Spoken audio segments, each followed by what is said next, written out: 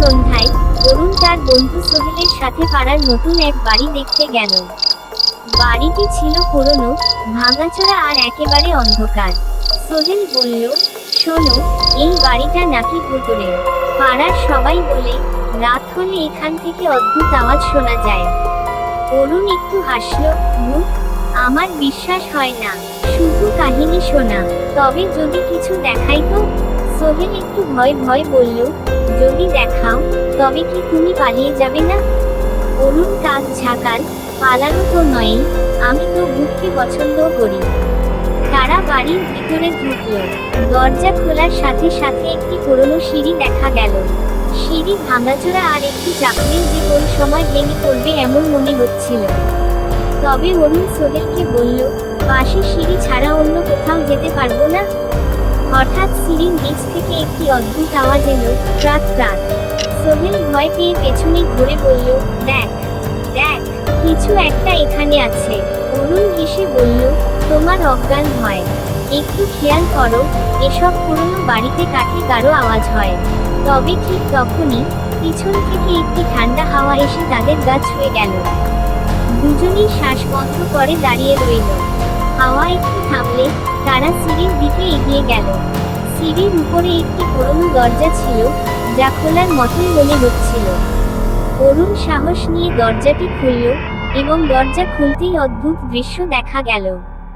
একটা রুক্ষ পুরনো আয়না সামনে ছিল।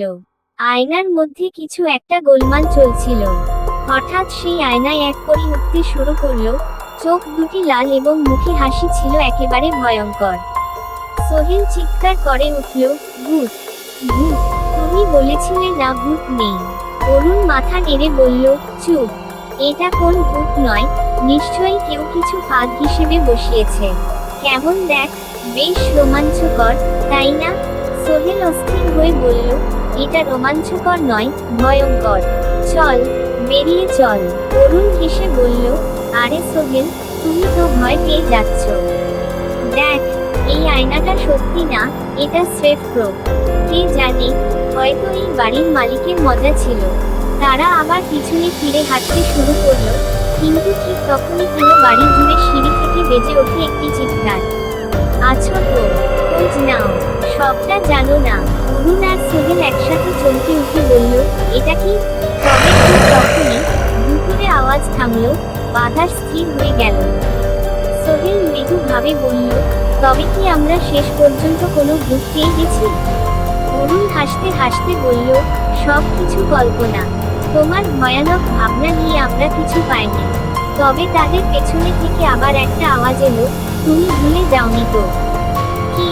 অরুণ আর সোহেল দুজনেই একসাথে চিৎকার করে বলল, না, এখনই বাড়ি চল। আর সেখান থেকে দুজন দ্রুত পা ফেলে বাড়ি ফিরে এল। কিন্তু আজও তারা সেই সন্ধ্যার ঘটনা ভুলতে পারে না, কারণ তারা জানে, কখনো কখনো ভূতরা শুধু কল্পনায় নয়, বাস্তবেও উপস্থিত হতে পারে।